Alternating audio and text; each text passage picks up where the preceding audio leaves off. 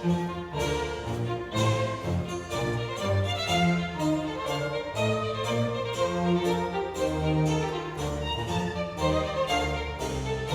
and welcome, friends and neighbors, to the Classic English Literature Podcast, that little corner of the cyber cloud where we take seriously great works that nobody reads anymore. More fool them, I say. Before we kick off today, I should acknowledge that this episode is rather late. Mea culpa, mea maxima culpa. It's been a busy few weeks in the old man's life, wrapping up the school year and such. I teach seniors, so I've been busy overseeing graduation speeches and presenting at awards ceremonies. Additionally, I am changing jobs in the next academic year. Same district, but a different position. I've been teaching British literature as well as philosophy since Adam was a lad, but I've accepted a position at our alternative education program. It's for teaching students for whom, the conventional comprehensive high school model is, it's not the best fit for these kids. So I've been busy packing up my old room and moving it across town to take up my new post. Gotta say, I'm rather looking forward to the change and the opportunity to teach kids who might otherwise fall through the cracks. So that's why this is late. I do hope you understand. On another note, I recently received a fan mail message from a listener called Naia/Fawn. I hope I've pronounced that first name reasonably well. They greet me with the salutation, "Hello darkness, my old friend," and go on to say that I have, and I quote, "that silver tongue quality, total devil incubus vibe." Oh my, your pretty words will turn my head. I am flattered, or at least I choose to be. Seldom is my swamp Yankee accent commented upon in what appears to be an approving manner. I have to confess, though, that I'm at a loss to decode the devil incubus vibe. Is this a meme of which my middle-aged self is woefully unaware? I ask only for clarification. Furthermore, Naia Fawn swears they know me and asks if I've ever lived in Oregon, Africa, or Texas. Well, sadly, friend listener, I've never even been to Oregon or Africa. I did once have a layover in the Dallas airport 20 years ago. Perhaps we met in the smoking lounge? Anyway, thank you very much for listening, and I do hope you'll get back in touch. I'd really like to have a greater understanding of this quite intriguing note. So let's crack on with the show. What is it I'm supposed to be talking about today?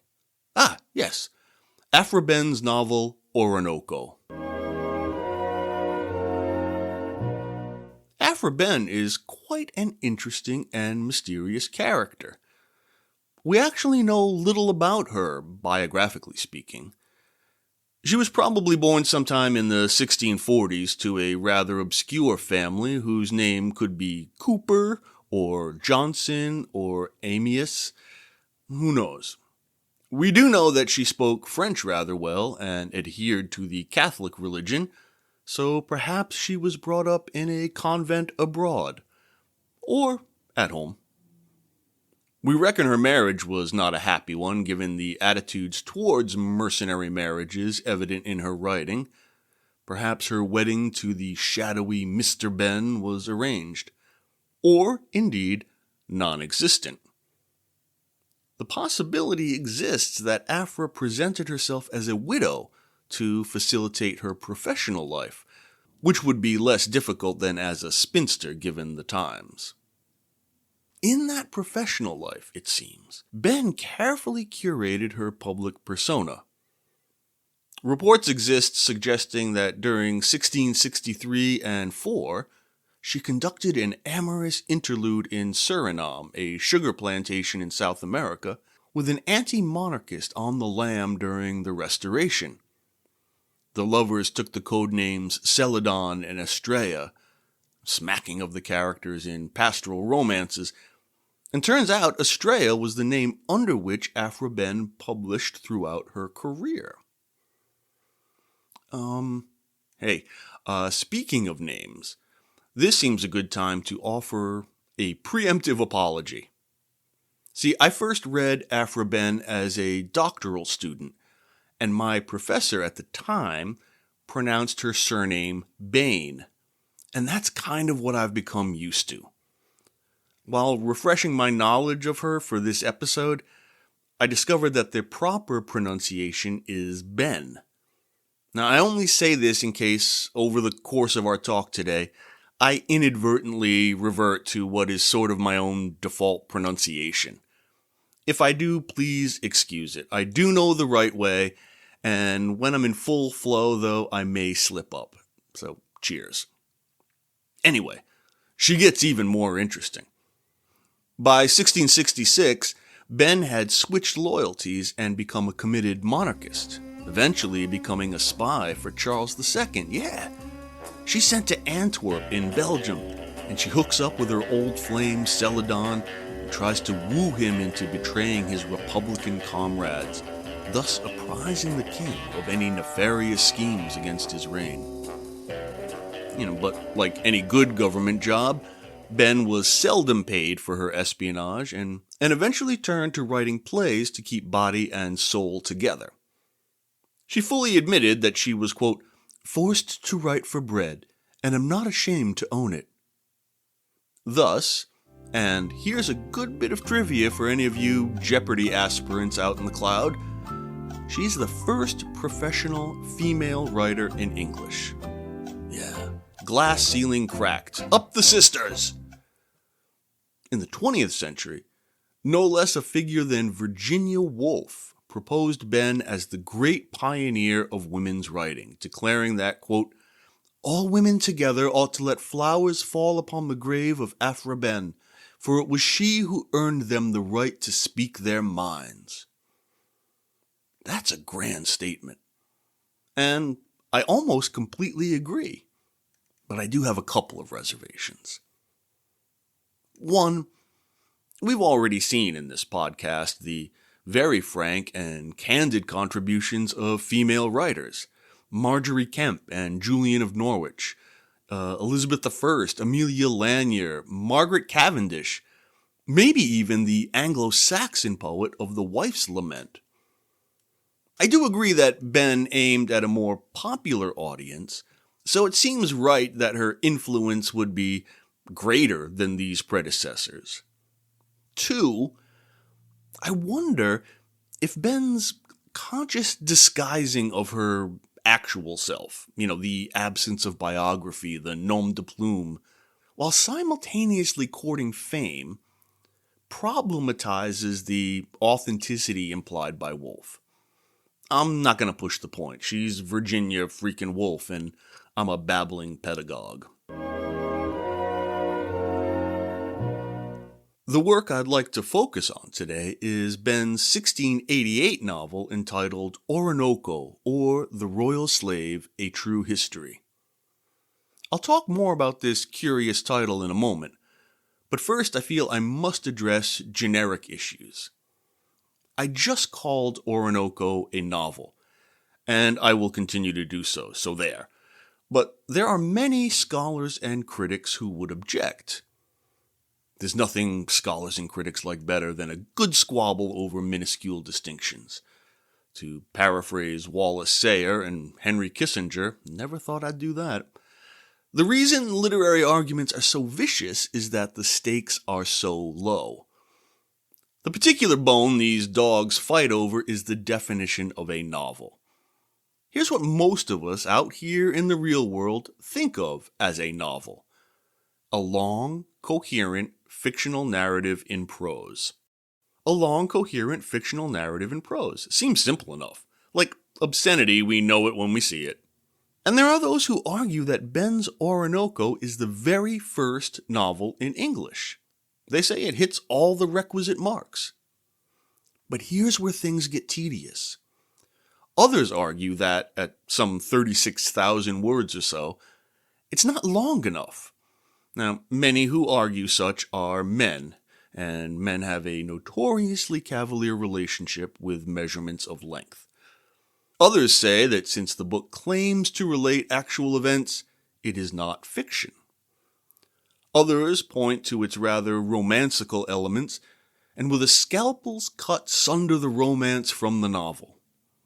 These are the types of distinctions academics draw in order to justify tenure, and one of several reasons that I abandoned doctoral work.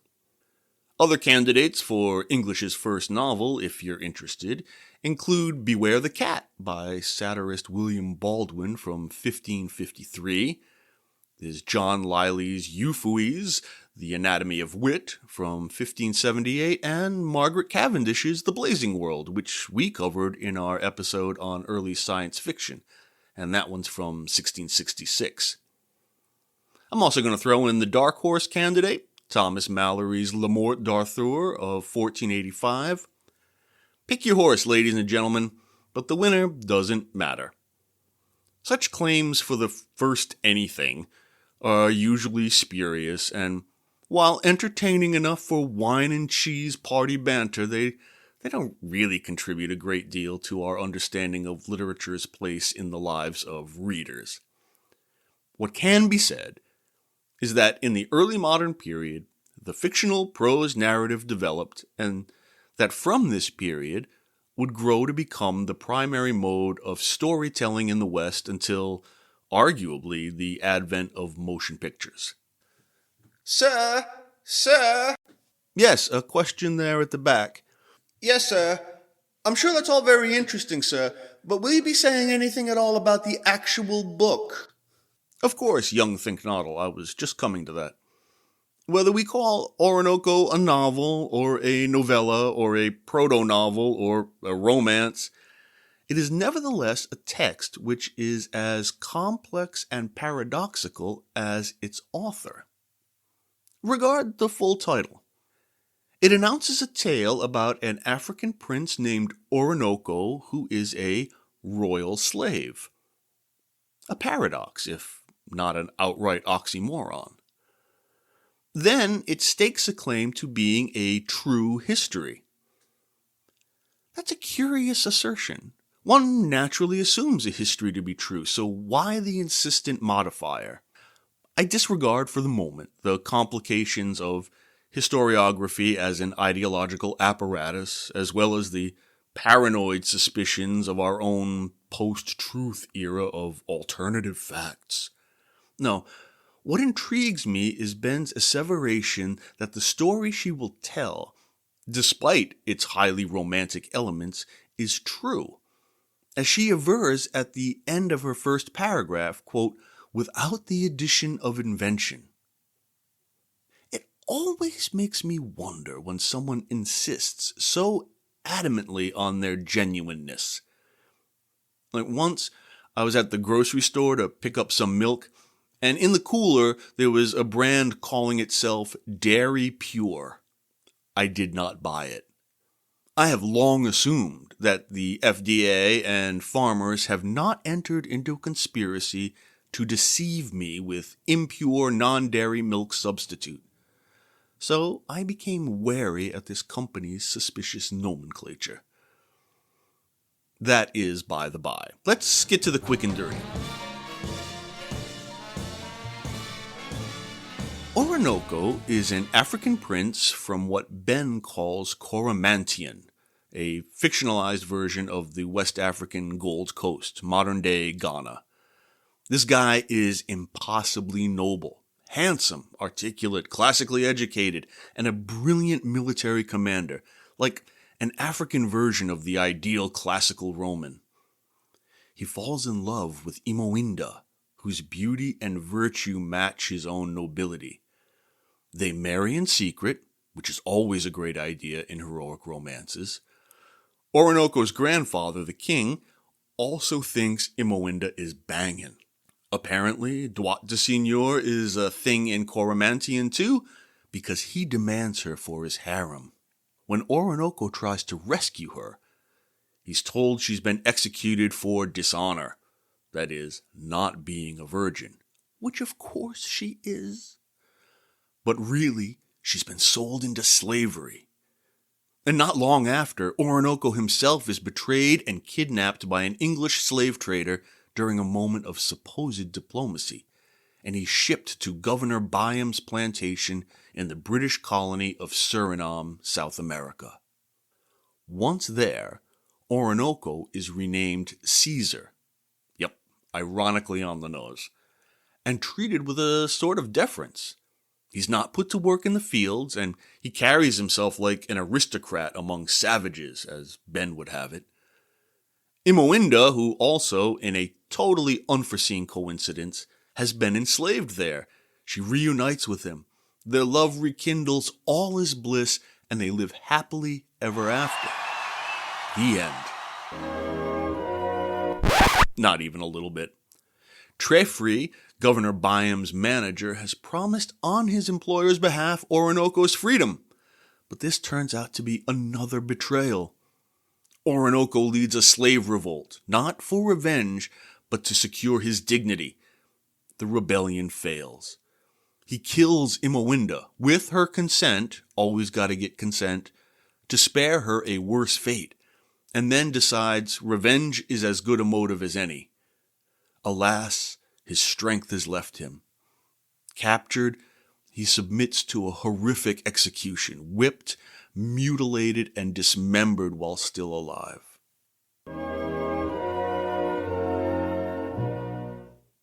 Attentive listeners will have noticed a couple of things in that summary. The events take place in Suriname, a colony the English will soon trade to the Dutch for Manhattan, and Ben makes several references to the incompetence and brutality of the Dutch masters during the tale. But while an English outpost, you will recall that Aphra Behn herself spent some time there 2 decades before publishing this novel. Evidently, during that interval, she told the story of an enslaved African prince often as an anecdote of her months in the colony. Not a great leap, then, to imagine the novel's narrator as another of the author's personas. Personae. Personas. Take your pick.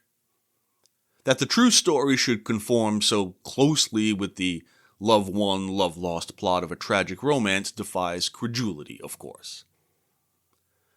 Nonetheless, as I mentioned before, Ben presents a sentimental tragedy as a genuine memory of her time in a colonial plantation, expanding both the heroic romance and the first-person memoir as genres, allowing them to overlap in a complex, we might say almost postmodern way. We could argue, I suppose, that this expansion becomes itself a comment on the colonial narrative. Now, I'm going to take quite the long way around to this point, so do keep your head about you. To begin, the narrator asserts herself as an eyewitness, quote, to a great part of what you will find here set down, and what I could not be witness of, I received from the mouth of the chief actor in this history, the hero himself. At first, right, this seems simply to be of a piece with the true history claim discussed earlier. But look at the metaphors Ben employs. She calls herself an eyewitness, which implies to the reader kind of a journalistic detachment. So the story is reportage, as judicial testimony even. But she refers to her one outside source, Oroonoko himself, as the hero and chief actor. These are narrative and dramatic terms from fiction and the stage. We have the actual and the artificial blended here, the one inflecting the other, the fiction of history and the truth of fiction.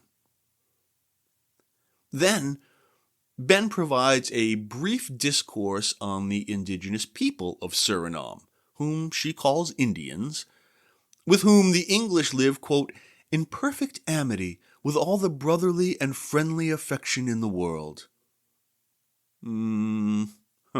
Well, maybe she thought so. She talks of trade and curious knickknacks, of their modesty and bashfulness despite their nakedness. This is a version of the noble savage trope that would come to dominate many European texts about contact with peoples in what we are now pleased to call the Global South. Behn provides a clear example of that trope here. Quote, "And these people represented to me an absolute idea of the first state of innocence, before man knew how to sin. And 'tis most evident and plain that simple nature is the most harmless, inoffensive, and virtuous mistress. 'Tis she alone, if she were permitted, that better instructs the world than all the inventions of man. Religion would here but destroy that tranquillity they possess by ignorance, and laws would but teach them to no offense, of which now they have no notion." Here we're presented with the state of nature, not as Hobbes and Locke would have it, as a state of competition and war of all against all, but as the later Rousseau would. In the French philosopher's Discourse on the Origin of Inequality from 1755, he states, "This state of nature takes the place of laws, morals, and virtues, with the added advantage that no one there is tempted to disobey its gentle voice." So the noble savage exists in an Edenic state of innocence that civilization can only mar. And while Behn may intend generosity of spirit in her invocation of Rousseau's later postulate, there is surely in both a sense of patronization and naive nostalgia. Perhaps Behn had in mind another Frenchman's appraisal of indigenous people, essayist and philosopher Michel de Montaigne, who wrote of the Tupinamba tribe in present-day Brazil, quote, "There is no manner of traffic, no knowledge of letters, no science of numbers, no name of magistrate or political superiority. No use of service, riches, or poverty, no contracts, no successions, no dividends, no properties, no employments, but those of leisure, no respect of kindred but common, no clothing, no agriculture, no metal, no use of corn or wine, the very words that signify lying, treachery, dissimulation, avarice, envy, detraction, pardon, never heard of." That is from his famous essay Of Cannibals, printed around 1580. But such generous condescension, if I may coin a phrase, can become rather dangerous, can't it? Because the inverse implied by the noble savage is the brutal savage, and that, of course, became justification for the more destructive paternalism of the high period of European imperialism. The brutal savage, as a counter-trope, Oroonoko offers in the form of the African, or as Behn calls them, the Negro slave. We are instructed in the slave trade, and the narrator tells us that slaves were contracted by trading with African nations, which are, quote, "very warlike and brave, and having a continual campaign, being always in hostility with one neighboring prince or other, they had the fortune to take a great many captives. For all they took in battle were sold as slaves, at least those common men who could not ransom themselves." There is a hint here of the novel's rather peculiar, at least to modern readers, understanding of slavery. Nowhere in this book is the legitimacy of the slave trade itself impugned. Oroonoko's own nation is a primary purveyor of captives for enslavement, and Oroonoko himself seems to see slavery as an appropriate state for people of inferior quality. Note in this passage that only those who could not be ransomed, the plebeians rather than the patricians, were destined for forced servitude. And that, as far as all the characters are concerned, is just as it should be. Here's a rather startling passage after Oroonoko's failed slave revolt, in which he admits that, quote, "he was ashamed of what he had done in endeavoring to make those free who were by nature slaves, poor wretched rogues, fit to be used as Christians' tools, dogs, treacherous and cowardly, fit for such masters. And they wanted only but to be whipped into the knowledge of the Christian gods, to be the vilest of all creeping things, to learn to worship such deities as had not power to make them just, brave, or honest. Damn! It's not that he rebelled because he saw slavery as a moral evil. It's not that the rebellion failed because of overwhelming English power. The shame comes from trying to elevate people who are, by nature, brutal savages, who deserve, by their rank and character, slavery. And this is Oroonoko speaking. Right, we should, of course, remember that Oroonoko is the creation of a white English woman. Or, I think more accurately, the creation of a white woman who is the creation of a white woman, if we're scrupulous about the distinction between author and narrator. One of the colonial class, and we cannot assume that such sentiments are universal at the time. It is, of course, true that African societies were instrumental in the slave trade with Europe, based on a belief that captives had forfeited their right to moral dignity by the very fact of their captivity. If they were not other and less than, they would not have been defeated. But such passages do complicate our understanding of Behn's project here. She clearly admires Oroonoko and praises him as a paragon of men. Quote, "The most illustrious courts could not have produced a braver man, both for greatness of courage and mind, a judgment more solid, a wit more quick, and a conversation more sweet and diverting. He knew almost as much as if he had read much. He had heard and admired the Romans. He had heard of the late civil wars in England, and the deplorable death of our great monarch, and would discourse of it with all the sense and abhorrence of the injustice imaginable. He had an extreme good and graceful mien, and all the civility of a well-bred great man. He had nothing of barbarity in his nature, but in all points addressed himself as if his education had been in some European court." What a guy! But it's pretty obvious that the narrator's measuring stick for civilized nobility is the European aristocracy. What makes Oroonoko remarkable to her is such whiteness in a black body. And he is evidently a Caroline royalist to boot. So too with Imoinda, Oroonoko's beloved. Quote, "She was female to the noble male, the beautiful black Venus to our young Mars, as charming in her person as he, and of delicate virtues. I have seen 100 white men sighing after her, and making 1,000 vows at her feet, all in vain and unsuccessful. And she was indeed too great for any but a prince of her own nation to adore." Curious mix of exoticizing and elevating here.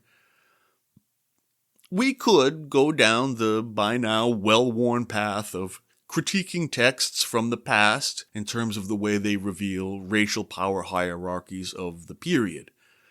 We could talk about how Behn's novel ostensibly seeks to imprecate colonialism and enslavement and hopes to reveal the essential nobility of all races, while at the same time participating in and promoting the racialized ideology of 17th century Europe, that Oroonoko is complicit in the very injustice it seeks to criticize. And that would all be true, as far as it goes. But, and I think I've said this before on the show, such readings always end up in the same place. If you only read literature as a cultural artifact, a historical object, if you only read it as a historical or political document like you'd read a contract, a land lease, or a business letter, then the only insight you ever really gain is this. This book is a product of its time. Oroonoko reflects the attitudes and beliefs of 17th century English people. Big deal. Many graduate students and professors have carved out respectable careers by basically making this argument over and over again.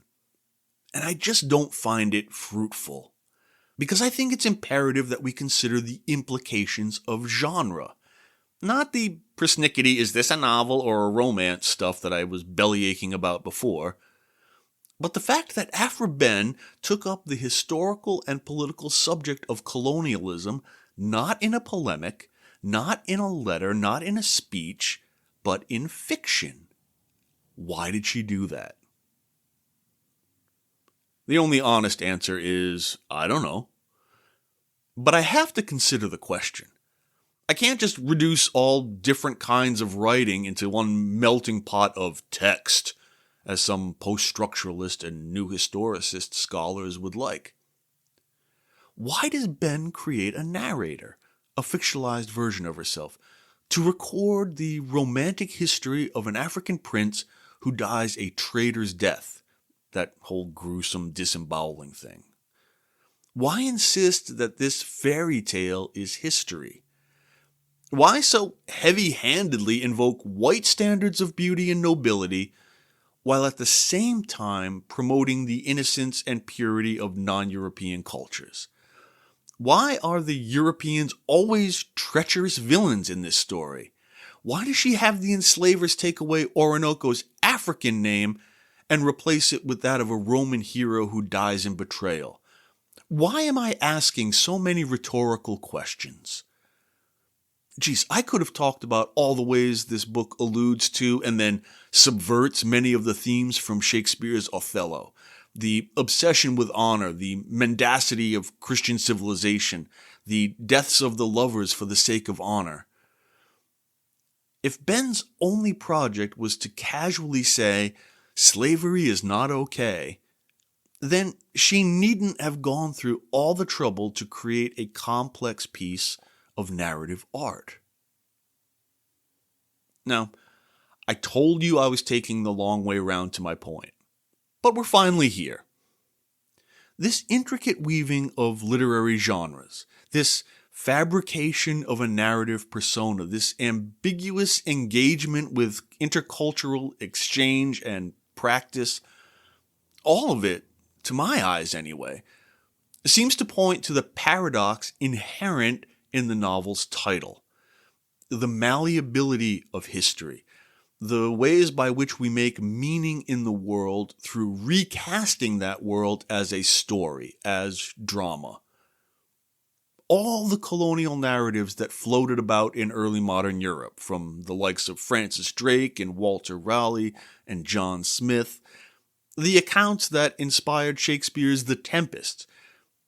Perhaps Behn invites us to see them, too, as the products of literary personas, imposing narrative tropes upon historical events to give them meaning. Maybe I was wrong earlier. Maybe texts can be stirred into a melting pot, but not one that distills them down to mere artifact or object. Maybe all texts are stories. I'll have to ponder that. Well, Litterbugs, thanks for listening to the Classic English Literature Podcast. I sure hope you enjoyed the show. As always, I ask that, if you did, you help support it by taking a moment to post a 5-star review on your listening platform. More good reviews means more listeners, and I'd like this potty to be the premier literary venue on the interwebs. Click follow or subscribe or like, that'd be nice. If you want to help me with the show's expenses, please click the support the show button. I'll be setting up a Buy Me a Coffee account soon for those of you who are more comfortable giving that way. Full disclosure though, you'll probably be buying me a beer. Thanks for all your support of all kinds. Keep the comments and questions coming. I love hearing from you folks. Be good, be well, and we'll talk real soon.